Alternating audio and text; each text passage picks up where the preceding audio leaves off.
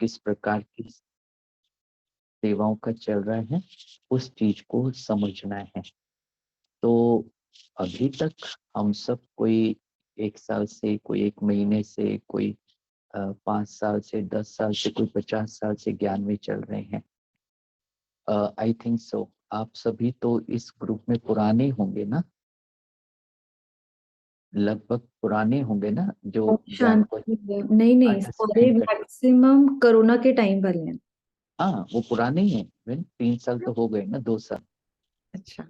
हाँ, पुराने ही है वो। अंडरस्टैंडिंग तो सारी है ना, क्योंकि अभी तो 2 साल वालों को ये जल्दी से तैयार होना ही पड़ेगा ना, ये 2 साल वाला कंसेप्ट को भूल करके। क्योंकि 2 साल मीन्स उनको इस 2 साल के अंदर 20 साल वाली एनर्जी मिली है, सारे ज्ञान का मक्खन मिला उनको। उनको कौन सी अंडरस्टैंडिंग है जो नहीं मिली, ज्ञान की कौन सी पॉइंट है जिसकी परख, जिसकी गहराई नहीं मिली होगी। तो 2 साल भी बहुत मेच्योरिटी की स्टेज है अभी के हिसाब से। तो अभी ये जो हम आने वाला समय है 18 जनवरी, हम उस विषय को फोकस करके आज ये शुरुआत कर रहे हैं कि 18 जनवरी को कैसे हम मनाएं। तो माइंड में कंसेप्ट लेके चलें कि 18 जनवरी कोई डेट नहीं है। 18 जनवरी कोई डेट नहीं है। 18 जनवरी संपन्नता और संपूर्णता का दिवस है। 18 जनवरी पूरे विश्व की आत्माओं के लिए मानव जीवन में ईश्वरीय ज्ञान से प्राप्त की गई सर्वोच्च अवस्था का नाम है। ठीक है ना, संपूर्णता का प्रतीक है। और 18 जनवरी एक संदेश है, एक मैसेज है कि अब हम सबको घर चलना है और उदाहरण मूर्त बनना है। तो इसके लिए जो बहुत सारे बहुत सारी क्वालिफिकेशंस है ना, मेरिट लिस्ट में आने के लिए। मैं नाम आपके सामने रखता हूँ, आप लोग चिंतन कीजिएगा, लेकिन उनमें से आज हम एक विषय को लेकर चलेंगे।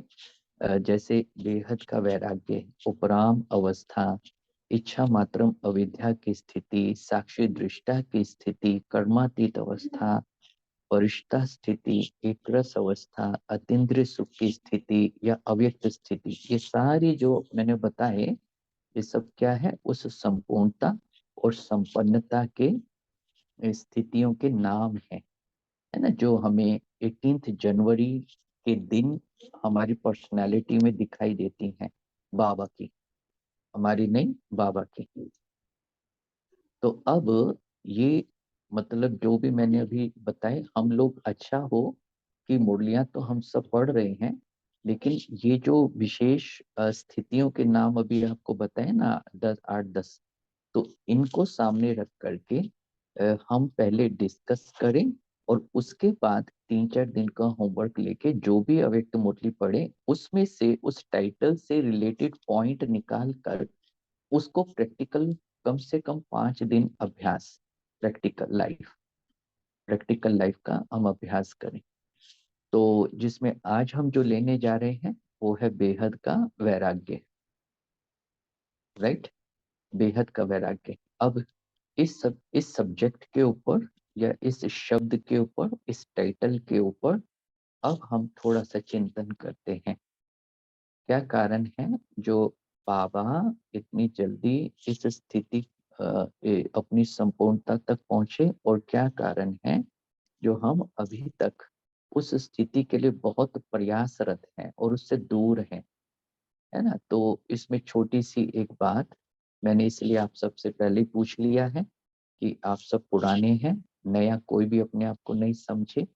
कोई ए फॉर एप्पल वाली बात नहीं है यहाँ पर। अभी सब ए फॉर आत्मा हो चुके हैं अच्छी तरह से, है ना। तो अब है कि बेहद के इस वैराग्य की स्थिति में ये जो सारी अवस्थाएं बताई हैं, ये संपूर्णता की संपत्ति है। अंतिम अर्थात वर्तमान की स्थितियों के नाम, क्योंकि अभी जो समय चल रहा है वो लास्ट पीरियड है। लास्ट पीरियड आएगा वाला कंसेप्ट खत्म करें। लास्ट पीरियड आ चुका है और हम उसी को क्रॉस कर रहे हैं, हम उसी रूट पर हैं। ठीक है ना, हम उसी मार्ग पर चल रहे हैं। वही हवाएं हैं, वही वातावरण है संपूर्णता की, तो उसी को लेकर के चलना है। आएगा शब्द नहीं है, आ चुका है और हम उसके अंदर से जा रहे हैं, क्रॉस कर रहे हैं। तो अब बाबा बेहद का वैराग्य के लिए दो बातें आती हैं कि बेहद का वैराग्य माना पुराना संसार और पुराने संस्कार से बेहद का वैराग्य। हम इन दो बातों को लेकर चल रहे हैं। इन दो बातों में सब कुछ आ जाएगा, सब कुछ। ठीक है। और अब यहाँ हम मैच करते हैं अपनी स्थिति को और बाबा की स्थिति से कि बाबा ने इतनी जल्दी कैसे अपनी अवस्था को इतना ऊंचा बनाया, कैसे। हमारा बाबा इसी दुनिया का एक व्यक्ति, एक गृहस्थी व्यक्ति, एक व्यवसायिक व्यक्ति, बिजनेसमैन, एक सामाजिक व्यक्ति। देखो, इस बात को कभी नहीं सोचना कि वो तो नंबर वन आत्मा थी ना, उनको तो शिव बाबा का बेस था ना। ये जो है ना, मायावी सोच नहीं चलानी। सबसे पहले सोचना है जब तक उनको ज्ञान मिला तब तक वो क्या थे। वो एक साधारण व्यक्ति थे, एक इंसान थे इसी पुरानी दुनिया के। तो क्या ऐसा हुआ जो ब्रह्मा बाबा जस्ट सी, अभी तो फेथ ही क्रिएट नहीं हुआ, अभी तो निश्चय की स्टेज ही क्रिएट नहीं हुई और बाबा के अंदर वैराग्य की स्थिति उत्पन्न हो गई, है ना। अब ये देखना है कि ब्रह्मा बाबा ने बेहद के वैराग्य को फाउंडेशन बनाया था। हम बेहद के वैराग्य को मंजिल बना करके चल रहे हैं। देखो अभी 2 साल के अंदर कितना वैराग्य आया, कितना अंतर है। एक है ब्रह्मा बाबा ने फाउंडेशन बनाया अपने बेहद के वैराग्य को, उसके ऊपर बिल्डिंग खड़ी की देवता बनने की। हमने फाउंडेशन उसको नहीं बनाया और हम रोज मकान बनाते हैं और तोड़ते हैं, है ना। हम लोग बेहद के वैराग्य को एक मंजिल बना करके, एक डेस्टिनेशन बनाकर चल रहे कि हमें वहां पहुंचना है ना, हमें अपनी स्थिति वो बनानी है। नहीं, वो स्थिति बनानी नहीं है, लेकिन और स्थितियों को प्राप्त करने का जो फाउंडेशन है वो है बेहद का वैराग्य। अब इसका एग्जाम्पल मैं ब्रह्मा बाबा की लाइफ से आप सबके सामने रख रहा हूँ। बाबा को मतलब जब वो दादा लेखराज थे, दादा लेखराज को शिव बाबा ने जब इस यज्ञ की स्थापना करनी थी, तो इस यज्ञ की स्थापना का समय क्या बताया कि दादा लेखराज को कि अभी ये दुनिया खत्म होने वाली है। बाबा को ये कहा गया, दादा लेखराज को, राइट। अब हमारी स्थिति कि जब अब ये हर एक बात में जो सुनाने जा रहा हूँ मैच कर लेना है अपना ग्राफ, ब्राह्मण जीवन का ग्राफ, चाल चलन का ग्राफ, राइट।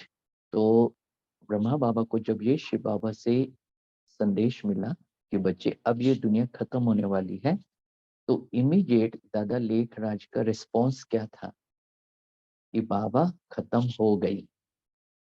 होने वाली शब्द को बाबा ने चेंज कर दिया और कहा हो गई, यानी कि अपना दृष्टिकोण बाबा ने 1 सेकंड में बाबा के महावाक्यों के अनुसार बना लिया।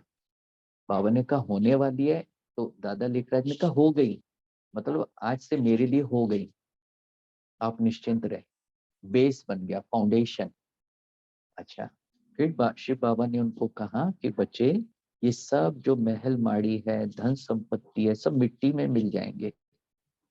तो दादा लेखराज ने कहा कि बाबा मिल गए, मिल गए। तो इसी बेस पर तो ब्रह्मा बाबा ने क्या किया, उनको जो हीरे थे वो क्या नजर आ गए, कोयले। अब यहाँ हर एक को समझना है, मैं जो बात आपके सामने कर रहा हूँ, हमें वो वाला वैरागी सन्यासी नहीं बनना। कभी कोई सोचे अरे मुझे अपनी पोस्ट पोजीशन बिजनेस क्या सबको एकदम से छोड़ना पड़ेगा क्या। नहीं, गलत अंडरस्टैंडिंग कोई ना करे। क्यों, ये एक एटीट्यूड है, ये एक आउटलुक है अंदर का। हमारे जो भी पुरुषार्थ है अंदर अंदर से, राइट, उस चीज को वैसे समझना है। तो बाबा को जब ये कहा गया कि बच्चे ये सब महल माड़ी मीन्स विनाशी है, महल माड़ी धन संपत्ति, तो बाबा ने कहा ठीक है बाबा, मिल गए मिट्टी में, मेरे लिए आज आज से ये सब मिट्टी है, मतलब मेरे लिए आकर्षण नहीं है, मेरे लिए उन चीजों का कोई आकर्षण नहीं है, लेकिन जस्ट मैं जब तक दुनिया में रहूंगा तो मैं उनसे डिटैच होकर के यूज करते हुए रहूंगा। तो बाबा ने समाप्त किया। फिर तीसरा बाबा ने कहा बच्चे ये जो देह के संबंध हैं, ये जो पुरानी दुनिया के, वो सब मरे पड़े हैं, वो भी विनाशी। मरे शब्द को आप गलत नहीं लेना, नेगेटिव नहीं लेना, लेकिन विनाशी। लेकिन मैं क्यों ये बोल रहा हूँ, क्योंकि ये शब्द भक्ति में भी गीता में बोला गया कि हे अर्जुन ये सब मरे पड़े हैं, राइट। तो वो अंडरस्टैंडिंग के लिए मैं बोल रहा हूँ ये शब्द। तो शिव बाबा ने कहा बच्चे ये सब मरे पड़े हैं। तो बाबा ने कहा जी बाबा मेरे लिए अभी मर गए। मर गए माना कि अब सभी के प्रति मैं सोल कॉन्शियसनेस स्थिति में रहकर सभी को आत्मा देखूंगा, राइट। ये हो गया मरना। मरना कुछ और नहीं कि आज से मैं हर एक संबंध को आत्मिक दृष्टि से देखूंगा। और उसी क्षण बाबा ने अपनी पत्नी, अपने पति, अपने बच्चे, अपने भाई बंधुओं को आत्मा की दृष्टि से देखना शुरू किया, ओरिजिनल दृष्टि। समझे ना, आत्मा दृष्टि कोई अननेचुरल नहीं, लेकिन ओरिजिनल दृष्टि जो हम हैं उस दृष्टिकोण से, उस दृष्टि से देखना शुरू किया, उससे संपर्क में आना शुरू किया। एंड फोर्थ वन इज, बाबा ने बहुत अच्छी बात कही। बाबा ने कहा बच्चे ये तुम्हारा अंतिम जन्म है और मौत सामने खड़ा है। तो बाबा ने कहा कि दादा लेखराज ने शिव बाबा को कि बाबा आज से मैं मर गया, मरूंगा नहीं, मौत आएगा नहीं, दादा लेखराज आज से मर गया। देन एक नया जन्म हुआ प्रजापिता ब्रह्मा का, राइट। ये चारों बातें बाबा ने फाउंडेशन में डाली, फाउंडेशन में, राइट। उस बेहद के वैराग्य पर बाबा ने सारा ज्ञान सुना उसके बाद शिव बाबा से। और हम लोग फाउंडेशन को मंजिल बनाकर बैठे हैं, अभी तक डिटैचमेंट है ना, वो नहीं है वो स्टेज। तो वो डिटैचमेंट की स्टेज अंदर जरूर होनी चाहिए, बहुत अच्छी। क्योंकि डिटैचमेंट या वैराग्य शब्द बोलो ये एक बहुत मीठा शब्द है। और मेरे से पूछो तो मैं मानता हूं कि वैराग्य माना आनंद की अवस्था। किसकी अवस्था? आनंद की अवस्था। वैराग्य माना इंडिपेंडेंसी, स्वतंत्र अवस्था का नाम है। हम कितना बंधे हुए हैं देह से, देह के कारोबार से, देह के संबंधों से, देह की दुनिया से, अट्रैक्शन से, खाने पीने के पदार्थों से, पहनने के, घूमने के स्थानों से, कितना बंधे हुए हैं। एक स्लेव की लाइफ है हमारी, मतलब मन के अंदर स्लेवनेस है बहुत, सारा दिन वही विचार। तो वैराग्य माना कि मैंने इन सब बातों के ऊपर ओवरकम करते हुए अपने को राजा बना लिया है, स्वराज्य अधिकारी, राइट। तो स्वराज्य माना मैं अपनी स्थिति में स्थित होकर चल रहा हूं, मुझे कोई भी अट्रैक्शन नहीं है, ठीक है। तो ये स्थिति है आनंद की स्थिति, और इसी का नाम वैराग्य है। वैराग्य कोई उदासी, वैराग्य कोई मरा हुआ सा, वैराग्य कोई बेहोश सा पड़ा हुआ व्यक्ति नहीं है, अनकॉन्शियस नहीं, फुल कॉन्शियसनेस, अवेयरनेस, ठीक है ना। और मैं दुनिया में हूँ, और दुनिया जैसे जस्ट लाइक आप सबने बहुत अच्छा उदाहरण सुना हुआ है कि नाव में पानी आ जाए तो नाव डूब जाएगी, और नाव पानी के ऊपर जाएगी तो तैरेगी। तो बेहद का वैराग्य माना मेरी नाव पानी के ऊपर है, आपकी कहाँ पर है? पानी तो नहीं है, कुछ दो चार बूंदे तो नहीं डाली हुई उसमें, देखो जरा छिटक के। हाँ चेक करना आज, यही चेकिंग करनी है कि क्यों खुशी, क्यों शांति, क्यों आनंद में कमी आती है, क्यों मन के हल्केपन में कमी आती है ना। तो वो वैराग्य, वो स्थिति हमारी अंदर में हो, और स्वयं को उस मैपन और मेरेपन से बिल्कुल खत्म करना, बेहद का वैराग्य, मैपन और मेरेपन से, है ना। और जो मेरेपन की जो फीलिंग है ना, उसकी मैं चेकिंग कैसे करूं कि मेरा मेरेपन की से मैं ऊपर उठ गया हूँ, है ना, थोड़ा मैं उससे ऊपर हूँ। तो मेरापन माना किसी भी चीज के लिए देखो अधिकार की भावना, मेरा माना डोमिनेशन मीन्स अधिकार की भावना, राइट। मेरी चीज है, तुमने क्यों हाथ लगाया, पूछा मुझसे, बिना पूछे उठा लिया, अच्छा मेरा बच्चा है, तो मेरी इतनी बात भी नहीं मानी, ये काम कहा था नहीं किया, राइट। तो हर बात में डोमिनेशन, अधिकार, है ना। ऑथेंटिफिकेशन क्या कहेंगे उसको एग्जैक्ट शब्द इंग्लिश में, बट अधिकार, हर चीज की वो है मेरेपन। तो जहां जहां से अधिकार की भावना, हाँ मेरी ओपिनियन ये है, मैं ऐसा चाहता हूँ, बाकी इट्स अप टू यू, जैसा आप ठीक समझें। ये नहीं कि मैंने अगर वो चीज कही है तो आपको करनी ही पड़ेगी, ऐसा नहीं। लेकिन एक ओपिनियन, एक रिक्वेस्ट, एक सजेशन, तो वहां वो अधिकार नहीं दिखाई दे रहा है ना। माने तो भी ठीक है और ना माने इट्स ओके, है ना, तब भी ठीक है। नहीं, वहां ठीक नहीं है, मानना तो पड़ेगा ना, मानना तो चाहिए ना। ऐसे क्या मतलब है, मैं चेयरमैन की कुर्सी पे बैठा हूँ, मैं बॉस हूँ, मैं घर की मालकिन हूँ, मैं मालिक हूँ, मैं फैक्ट्री का, तो क्यों नहीं मानना चाहिए। जैसे कि अपनी बात को मनवाने के चक्कर में हमने कितने दुश्मन इकट्ठे कर लिए, राइट। तो ये कितना नुकसान हुआ है। तो इस चीज को समझते हुए अभी हमें ये जो पुराना लाइफस्टाइल है उससे पूरा बेहद का वैराग्य, है ना। पुराना संस्कार और पुराना संसार माना पुराने जीवन जीने के तरीके से वैराग्य। दुनिया से वैराग्य नहीं, दुनिया से वैराग्य नहीं, एंजॉयमेंट से वैराग्य नहीं, खुशी से वैराग्य नहीं, लेकिन किससे वैराग्य, पुराना जो लाइफस्टाइल है, पुरानी दुनिया के जो चलन है, उस चलन से चेंज अपने आप को करना है। तो वो स्थिति है मेरी वैराग्य की, जिसमें एक आनंद समाया है, जिसमें मैं राजा बन के इंद्रियों का चल रहा हूँ, जिसमें कोई भी गुलामी, स्लेवनेस नहीं है। ठीक है। अच्छा, थोड़ा स्माइल पास ऑन कर दीजिए अभी। मैंने कहा वैराग्य की बातें सुन सुन के कहीं ऐसा वैरागी ना बन जाए दूसरे वाला। ठीक है, मुस्कुराते रहो तो पता लगेगा हाँ बातें पसंद आ रही हैं।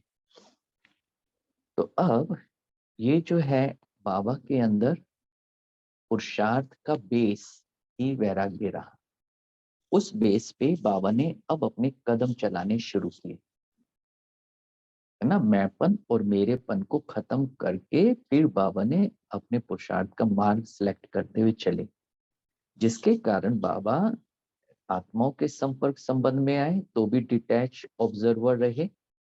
जब बाबा वस्तुओं के, खाने के पदार्थों के संपर्क में आए, भोजन खाने के समय, तो भी डिटैच ऑब्जर्वर रहे, है ना। बाबा कोई कारोबार के संपर्क में आए, कर्म करने के, तो भी डिटैच ऑब्जर्वर रहे, क्योंकि बेस था ना बेहद का वैराग्य। तो कभी भी कुछ करते हुए कहीं फंसे नहीं, ठीक है ना, फंसे नहीं। तो ये है स्टेज। तो हमें भी सॉरी, अपने आप से पूछना है कि 18 जनवरी जो हम लोग सेलिब्रेट करते हैं, उस दिन ब्रह्मा बाबा की बायोग्राफी सुनते हैं, उस दिन बाबा की जो विशेषताएं थी और उन्होंने क्या क्या ऐसे स्टेप्स उठाए लाइफ में जिससे वो संपूर्णता को प्राप्त हुए, तो हम वो सुनते हैं। तो वो तो गांधी जी का, नेहरू जी का, बाल गंगाधर तिलक का, भगत सिंह का, रानी लक्ष्मीबाई का दिन आता तो उनके बारे में भी सुनते हैं। वो तो 2 घंटे का फंक्शन होता है। फिर उसके बाद क्या होता है, कोई झांसी की रानी बना आज तक, कोई भगत सिंह बना आज तक, कोई क्या कहते हैं, महात्मा गांधी जी बने अभी तक, विवेकानंद जी बने अभी तक। सोचने वाली बात है। तो ऐसे ही अगर हम ब्रह्मा बाबा की बायोग्राफी 18 जनवरी को सुनते रहें, तो ब्रह्मा बाबा की पर्सनैलिटी भी कैसी हो जाएगी, उन लोगों जैसी। जबकि ब्रह्मा बाबा तो उनसे ऊपर है ना, ग्रेट ग्रेट ग्रैंड फादर, है ना, धर्म पिताओं के भी पिता, धर्मात्माओं के भी धर्मात्मा, वो सब जो हम कहते हैं। तो इस चीज को समझना। तो हम 18 जनवरी एक हमारी संपूर्णता और संपन्नता का यादगार दिवस है, और उस दिन संदेश है हम सबके लिए कि अब वापस घर चलने का समय नजदीक है।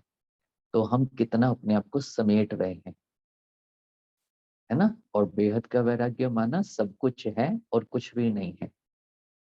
बेहद का वैराग्य माना सब कुछ है और कुछ भी नहीं है ना। जैसे स्टेज के ऊपर इमीडिएट अपने आप को विजुलाइज करो कि एक फिल्म में मुझे महारानी का रोल दिया है या महाराजा का रोल दिया है, तो डायरेक्टर ने एक सुंदर सोने का महल दिया है, सिंहासन दिया है, बहुत खूबसूरत ताज है, ड्रेस है, और पत्नी रानी है, प्रिंस प्रिंसेस है, प्रजा है, सामने महल का दृश्य लगा हुआ है, सभा। अच्छा, मुझे मालूम है ना अंदर, मैं अपने डायलॉग बोल रहा हूँ राजा वाले, बट मुझे मालूम है ना ये तो 2 घंटे का है, इन्होंने बनाया है पैसा कमाने के लिए, फिर तो मुझे उठना है यहाँ से।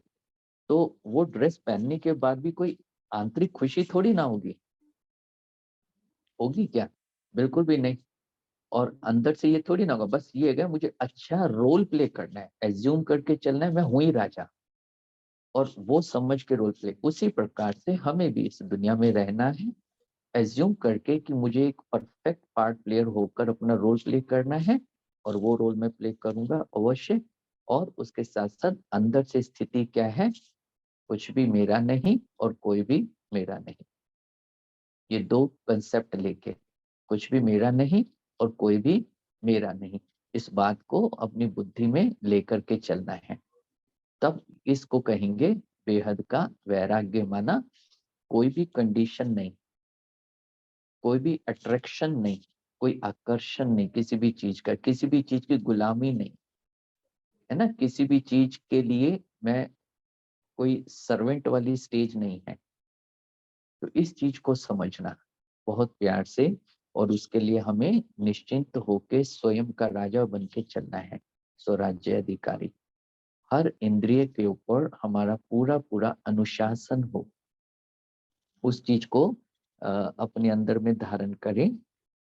क्योंकि आप समझें, बाबा ने अभी हमको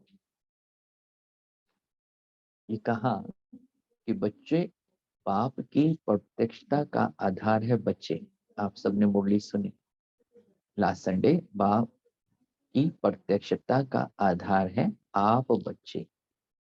अब बेहद का वैराग्य माना कि जब तक बाबा ने जो बेस बनाया, इस बेस को मैं अपना लाइफस्टाइल नहीं बनाता हूं, तब तक तो मैं बाबा को प्रत्यक्ष नहीं कर सकता। तो मुझे अगर बाबा को प्रत्यक्ष करना है तो मुझे क्या करना होगा, पहले बाबा की इस चीज को मुझे अपने जीवन में अपनाना है, इस चीज को, इस बेस को।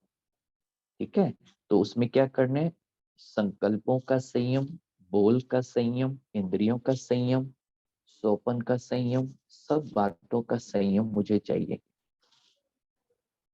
सब बातों का संयम मीन्स डिसिप्लिन, अनुशासन।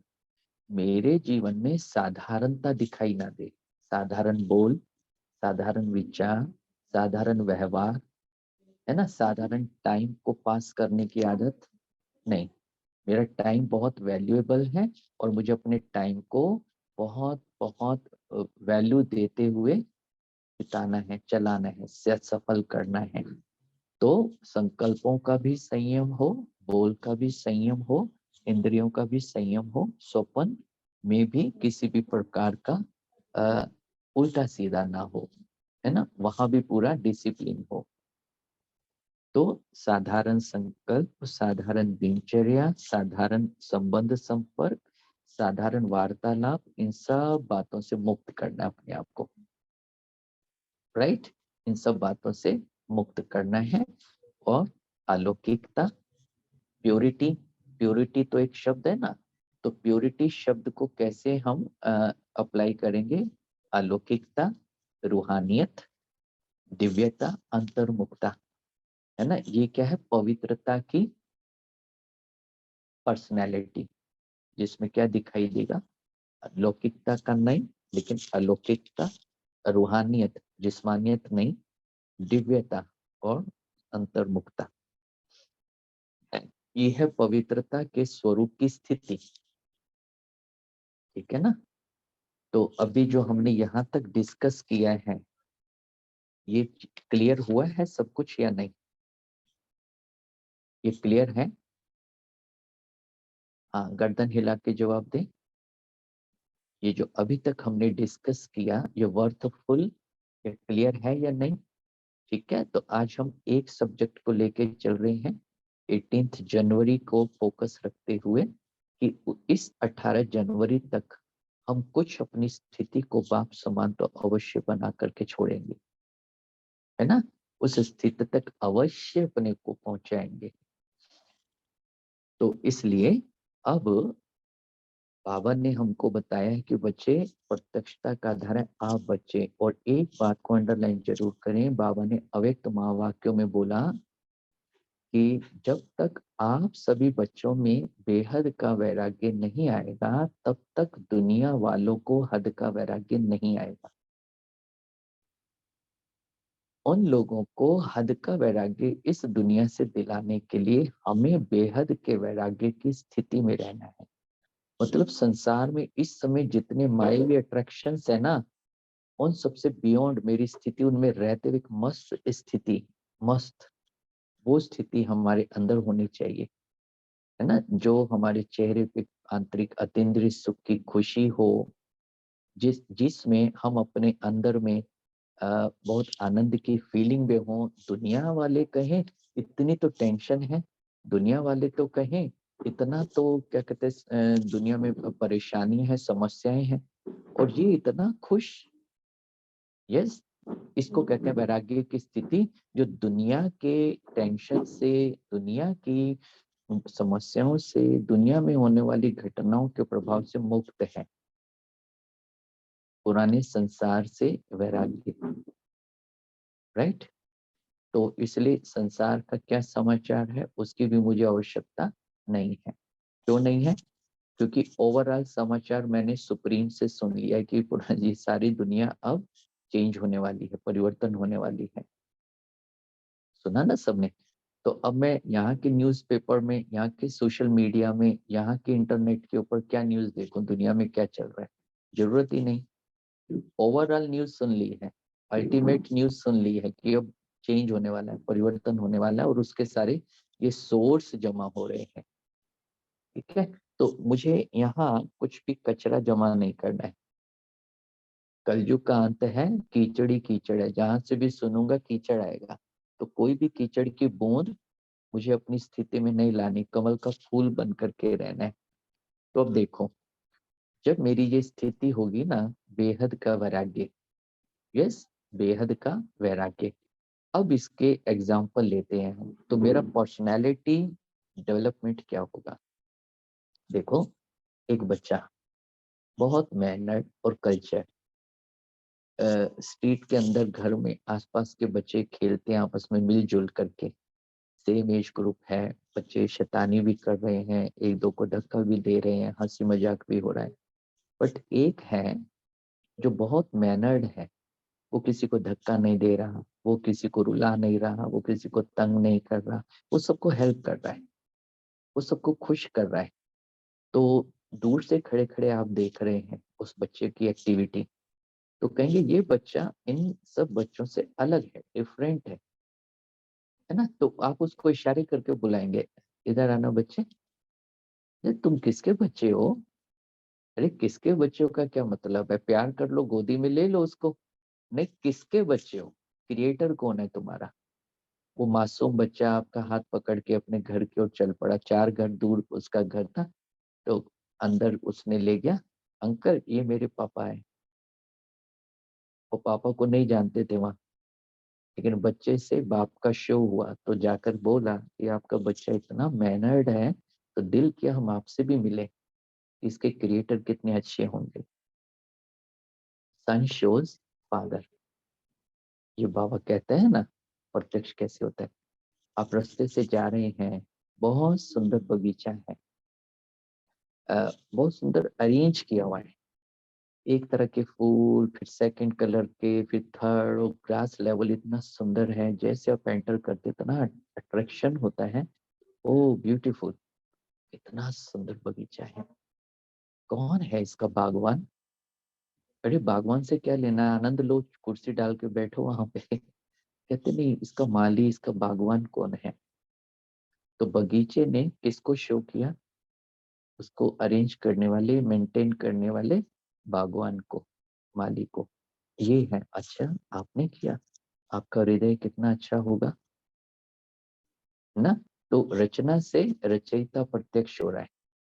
फिर बहुत सुंदर बिल्डिंग देखी, बहुत सुंदर एलिवेशन बाहर से देखा, ओ ब्यूटीफुल, कितना सुंदर बिल्डिंग, कितना सुंदर एलिवेशन, इसका आर्किटेक्ट कौन था? तुरंत उसके ऊपर गई बुद्धि, किसने बनाया ये?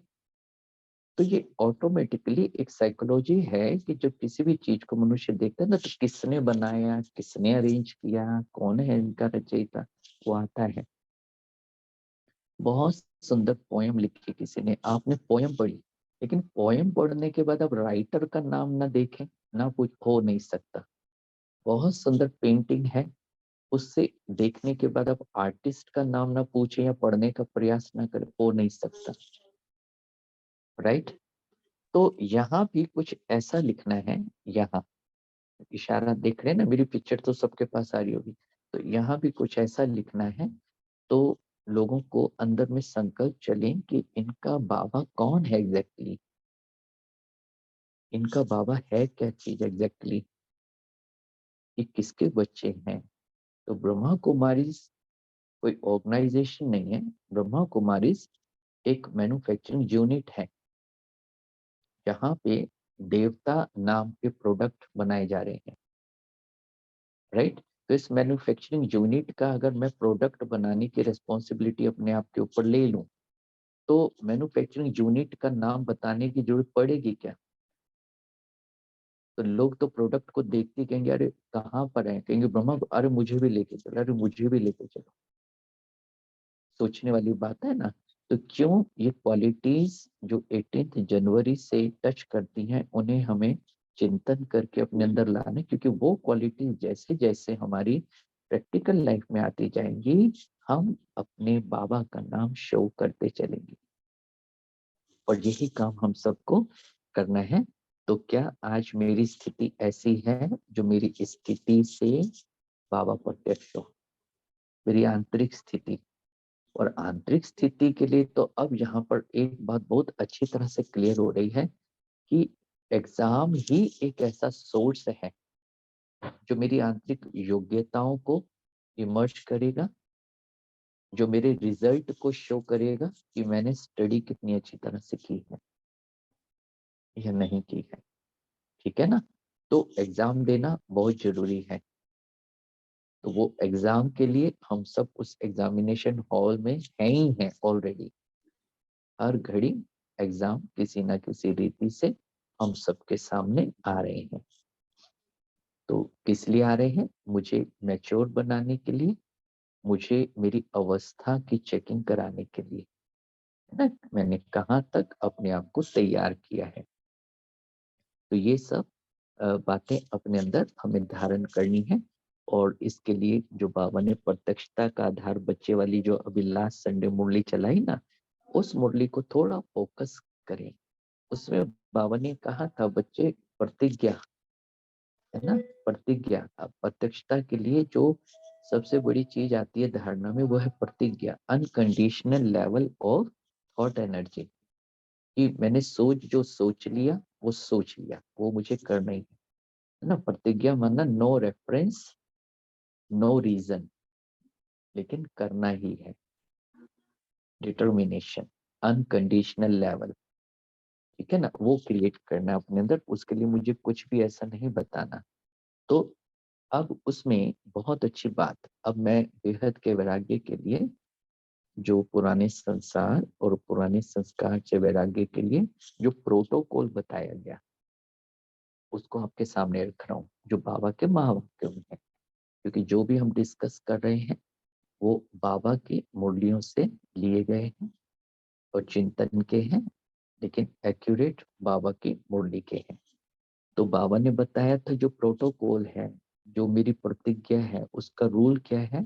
तो बाबा ने बताया, स्वयं को देखना, स्वयं को बदलना और स्वमान में रहना। राइट। बेहद के वैराग्य के लिए प्रोटोकॉल, स्वयं को देखना, स्वयं को बदलना और स्वमान में रहना। इसमें पुराने संसार और पुराने संस्कारों से बेहद के वैराग्य की सारी योग्यताएं आ जाती हैं।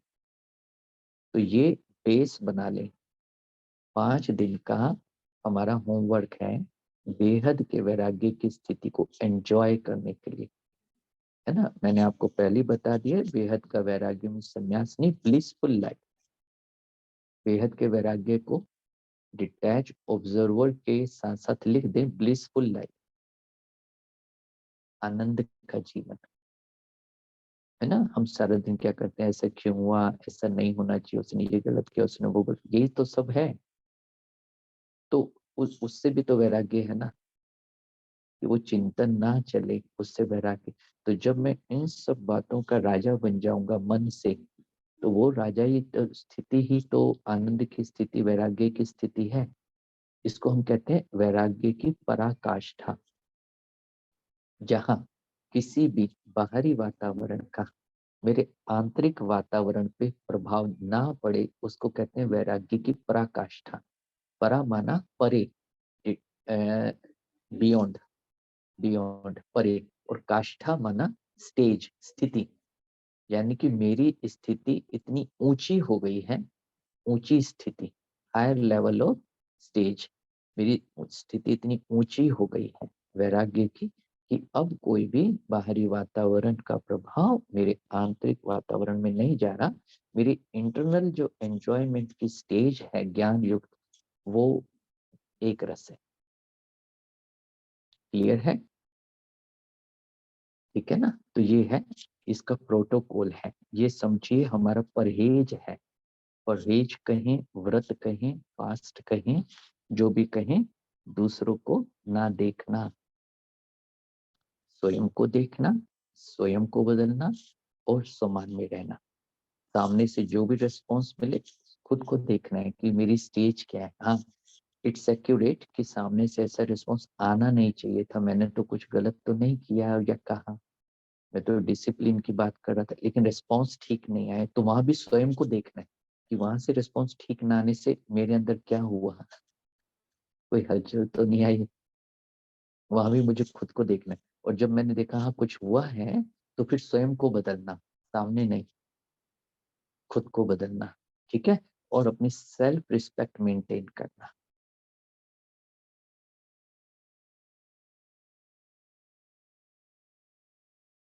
ठीक है।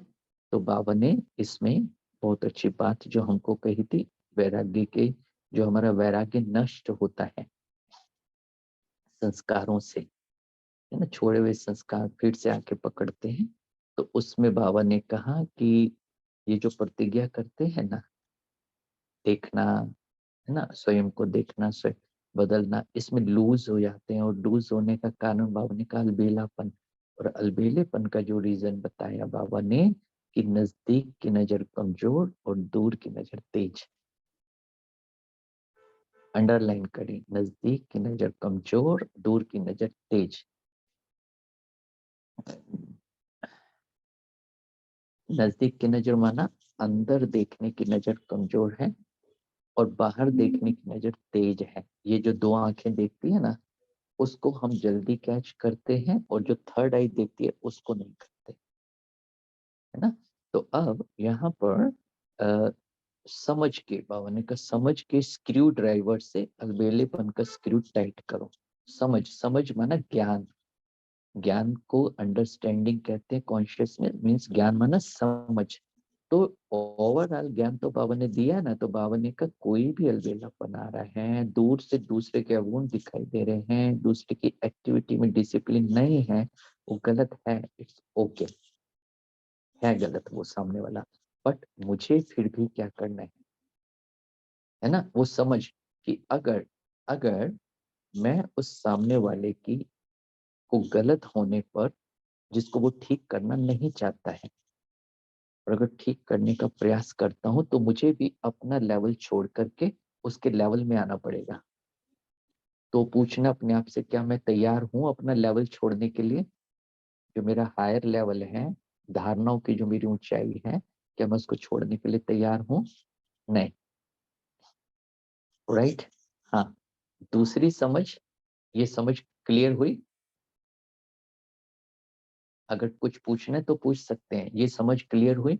फर्स्ट मैं रिपीट कर रहा हूँ, मैं रिपीट कर रहा हूँ, एक बार सुने, कि सामने वाला गलत है, आई नो, उसको रियलाइज नहीं हो रहा, राइट, और वो अपनी डिसिप्लिन को मेंटेन नहीं कर रहा है, ओके। तो मैं, अगर मैं हायर स्टेटस पे हूँ, देखो मैं जिस सीट पे बैठा हूँ ना, आपसे मिल रहा हूँ, मैं जिस सीट पे बैठा हूँ, तो अगर मुझे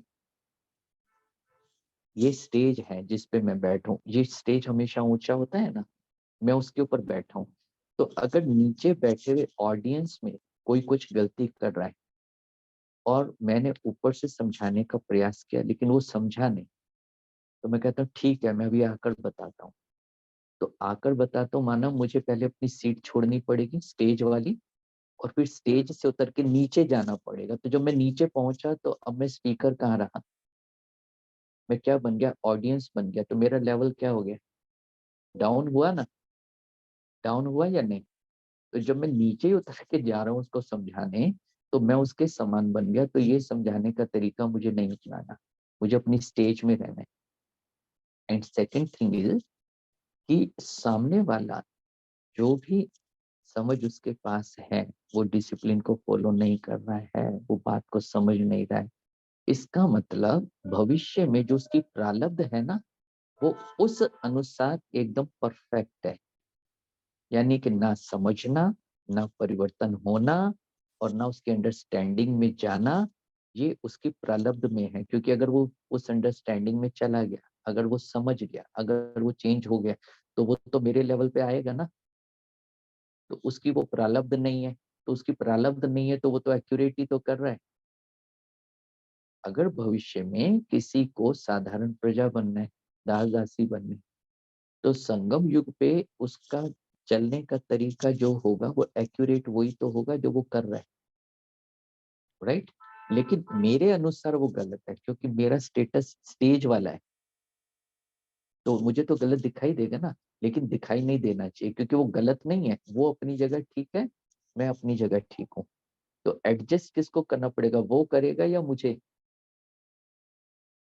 हाँ, एडजस्ट लोअर लेवल वाले को नहीं करना पड़ेगा वो तो एक्यूरेट है। एडजस्ट किसको करना पड़ेगा, जो हायर लेवल वाला है।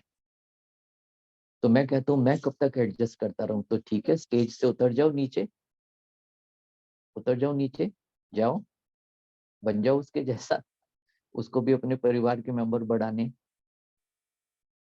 तो सोच समझ के, इसको कहते हैं स्वयं को देखना, स्वयं को बदलना, और अपने सेल्फ रिस्पेक्ट को मेंटेन करना, सम्मान में रहना। ठीक है ना। तो ऐसे प्रैक्टिकल अप्लाई करना है 5 दिन के अंदर, राइट। बहुत सारी बातें, बहुत सारे एग्जाम्स, बट मुझे अपने इन बातों के वैराग्य की स्थिति में रहना है। ये प्रैक्टिकल फॉर्मूला अप्लाई कैसे करना है वो बताया जा रहा है। तो नजदीक की नजर, तेज, कि जो कुछ भी करना है एक्सपेरिमेंट वो कहाँ करना है, यहाँ। क्या बताया, बाहरी वातावरण का आंतरिक वातावरण में जरा भी टच ना हो, ये है बेहद के वैराग्य की पराकाष्ठा। मैं उस आनंद की अनुभूति में हूँ। ठीक है ना। तो उसके लिए जो भी करना है, कहाँ करना है, यहाँ। जो भी करना है यहाँ, कहीं और नहीं, बस। तो फिर अब क्या हो गया, नजदीक की नजर तेज हो गई। सामने से क्या रिस्पॉन्स है, सामने की एक्टिविटी क्या है, वो सब तो वही है जो उनकी प्रारब्ध है ना, वो उनकी प्रारब्ध है। यहाँ पर मुझे यहाँ पर करना है जो भी एक्सपेरिमेंट करना है अपने अंदर, और स्वयं को बदलना है, स्वयं को और अपग्रेड करना है, और उसको एक चैलेंज मान के कि ये व्यक्ति तो मुझे एकदम परफेक्ट देखना चाहता है और मैं वहां पहुंच के ही रहूंगा, मैं इसकी दुआओं को स्वीकार करता हूँ। तो मैंने उसकी बद्दुआ को क्या बना दिया, दुआ। जो बाबा ने कहा, बहुत अच्छी बात, जो आत्मा हर आत्मा से श्रेष्ठ भाव धारण करती, कैच करती है, वही सच्चा योगी है। ठीक है। वो ऑब्स्टेकल क्रिएट कर रहा है सामने वाला, अब ध्यान से सुनना, ये बहुत मीठी बात है।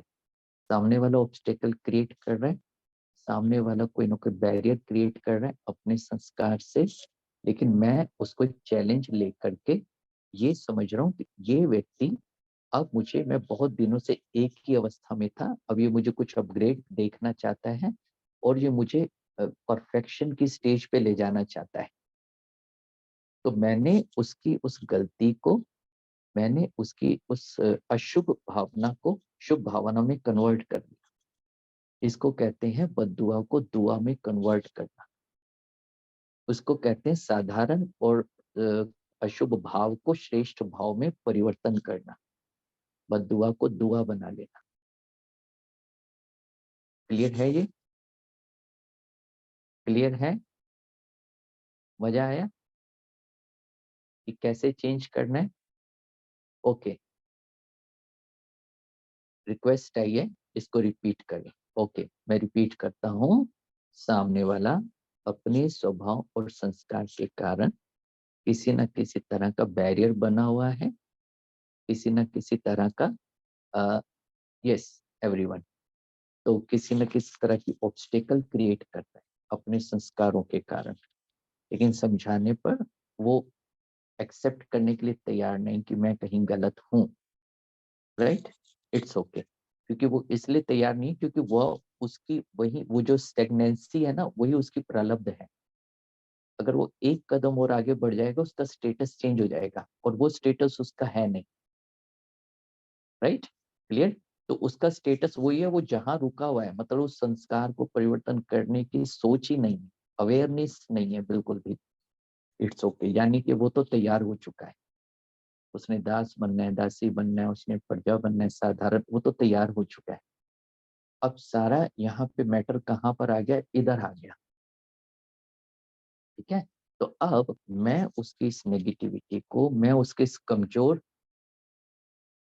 और मैं उसकी इस नेगेटिविटी को, मैं उसकी इस कमजोरी को अब अपने लिए दुआओं का रूप दे रहा हूँ। दुआओं का रूप क्या दे रहा हूँ? कि ये आत्मा मुझे परफेक्शन की ऊंचाई पर ले जाना चाहती है। ये आत्मा मुझे अपनी जो अभी तक की स्टेज है उससे कुछ अपग्रेड करना चाहती है और आगे बढ़ाना चाहती है। इसलिए ये आत्मा मेरा एग्जामिनर बन के मेरे सामने है और ये मुझे वैसा देखना चाहता है।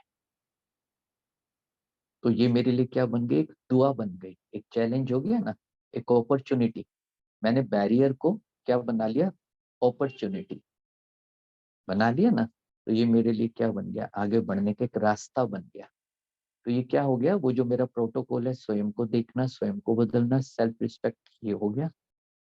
दिस इज गाइड बेहद का वैराग्य कि मैं सामने वाले की गिरी हुई अवस्था, रुकी हुई अवस्था, बैरियर वाली अवस्था के प्रभाव से बिल्कुल डिटैच रहा, और डिटैच ऑब्जर्वर बन के मैंने अपनी स्थिति को अपग्रेड कर लिया, ऊंचाई पर ले गया।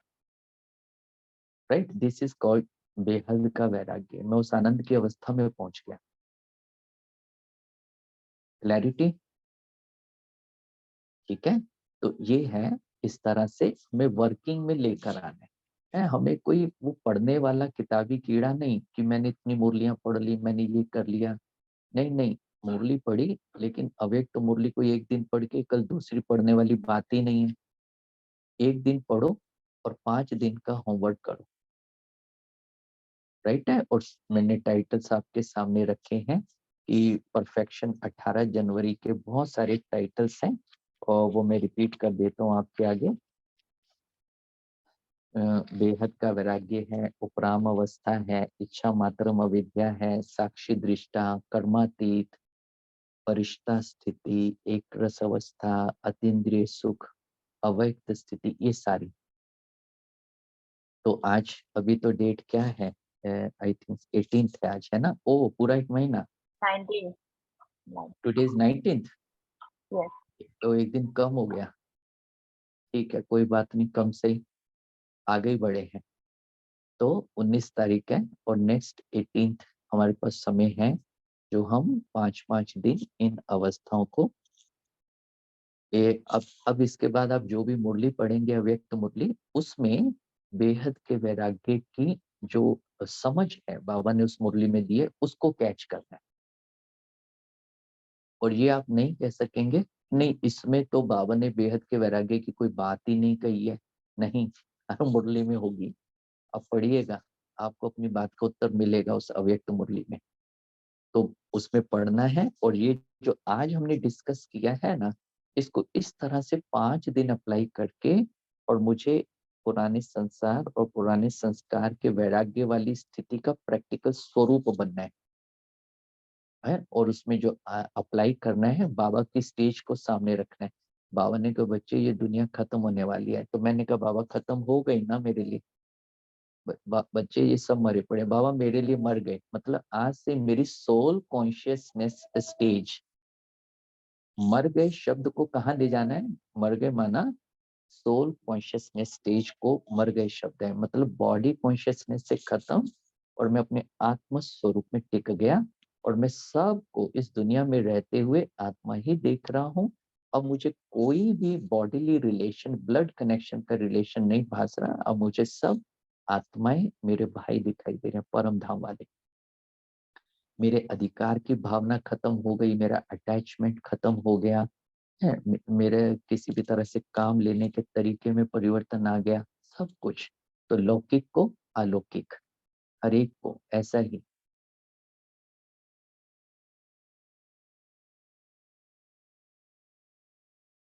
तो ये डिटैचमेंट जनवरी आने के लिए तैयार हो रहे हैं, ठीक है ना। तो इसलिए ऐसा कुछ करें जो अगली 18 जनवरी को हम बाप समान दिखाई दें। हम 18 जनवरी मनाए नहीं, सुने नहीं कुछ बाबा के लिए, हम खुद बाबा को दिखाएं कि बाबा देखो आपका और मेरा फेस मैच कर रहा है या नहीं, मुझे बताओ।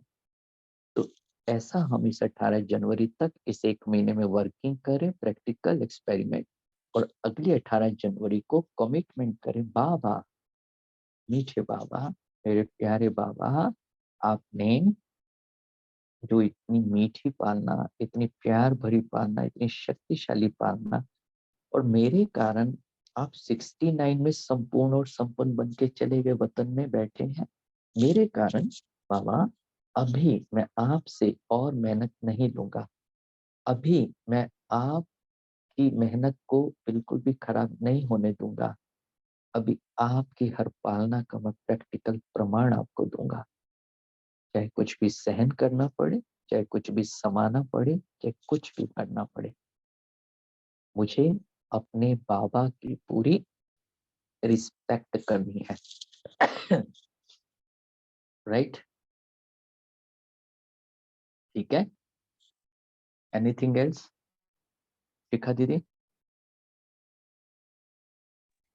थैंक हाँ, यू। यस अच्छे से। यस। हाँ, मनाना अर्थात बनना, ज्ञान के पढ़ाई के अंदर मनाना शब्द का मतलब है बनना, बाप्समान बनना, है ना।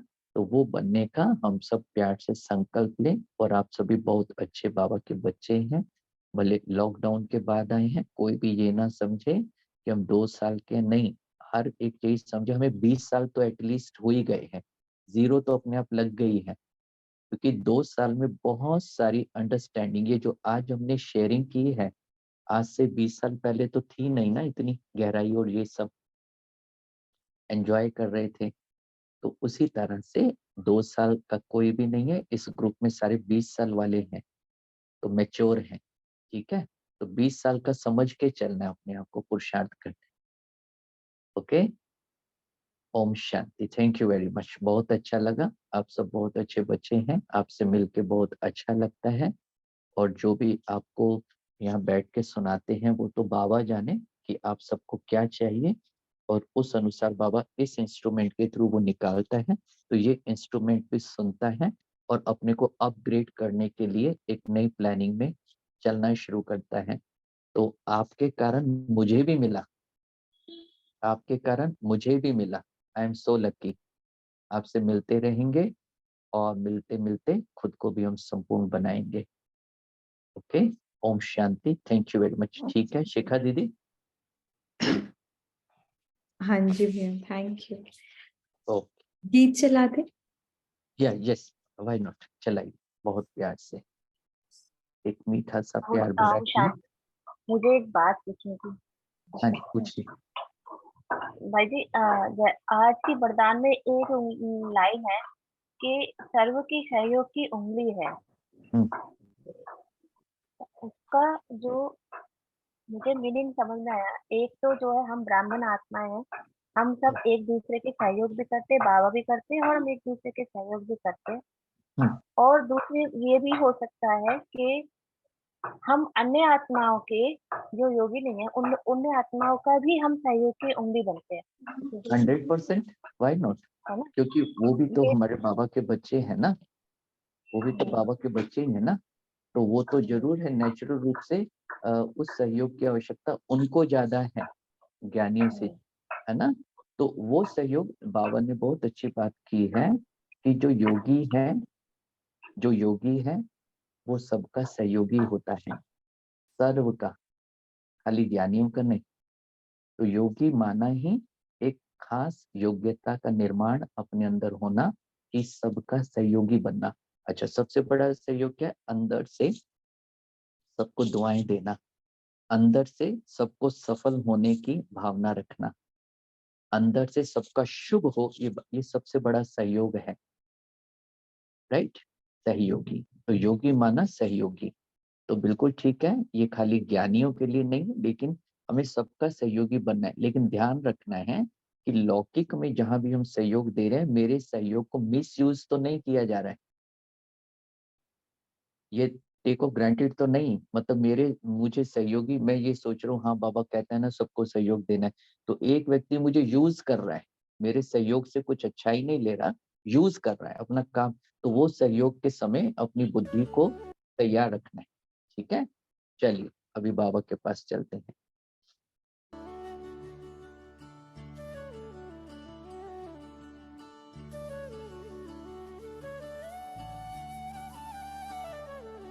शुक्राना तेरा शुक्राना, शुक्राना तेरा शुक्राना, शुक्राना तेरा शुक्राना, शुक्राना तेरा शुक्राना। तेरी रहमतों का कैसे, तेरी रहमतों का कैसे करूं मैं बखाना। शुक्राना तेरा शुक्राना, शुक्राना तेरा शुक्राना। तेरी रहमतों का कैसे करूं मैं बखाना। शुक्राना तेरा शुक्राना, शुक्राना तेरा शुक्राना, शुक्राना तेरा शुक्राना, शुक्राना तेरा शुक्राना।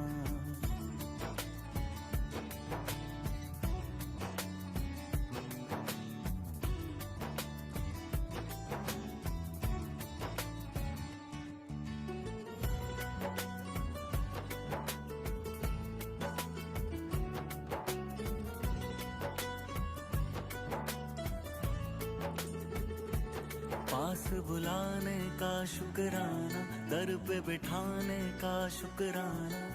तेरे दर का है शुक्राना, मेरे झुके सर का है शुक्राना। हंसना सिखाने का शुक्राना, राह दिखाने का शुक्राना।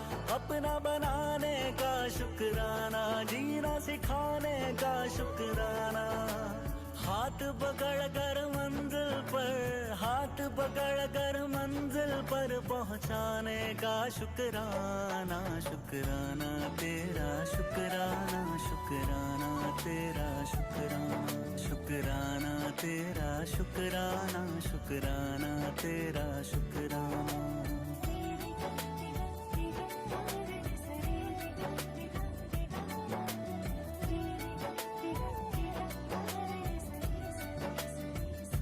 एहसास का शुक्राना, बात इस खास का शुक्राना। बिगड़ी बनाने का शुक्राना, काबिल बनाने का शुक्राना। मुझे अपनाने का शुक्राना, कृपा बरसाने का शुक्राना। गले से लगाने का शुक्राना, पार लगाने का शुक्राना। चरण तिहारी जन्नत है, चरण तिहारी जन्नत है, उस जन्नत का शुक्राना। शुक्राना तेरा शुक्राना, शुक्राना तेरा शुक्राना। तेरी रहमतों का कैसे करूं मैं बखाना। शुक्राना तेरा शुक्राना, शुक्राना तेरा शुक्राना तेरा शुक्राना, शुक्राना तेरा शुक्राना। ओम शांति। ओम शांति भाई जी। ओम बाबा थैंक यू भाई। ओम शांति भाई जी, शुक्रिया भाई ओम शांति जी। दीदी। ओम शांति भाई जी, so nice of you. अब ओम सब शांति भाई जी। ना क्या होगा, हम शांति सब दीदी। 5 डेज ये अच्छे से चर्न करेंगे। सबने पॉइंट्स बनाए होंगे, दोबारा से आपको ये भेज दिया जाएगा परिवर्तन ग्रुप पे ओनली रिकॉर्डिंग। ओम शांति तो भाई जी। सब लोग फिर सुनकर ध्यान से पॉइंट्स बना लेना। एंड सच में जिनको पुरुषार्थ करना, और हम जो भी मुरली पढ़ेंगे, अव्यक्त हो साकार मुरली, उसमें से बेहद के वैराग्य के पॉइंट्स फाइंड आउट करेंगे। ठीक है।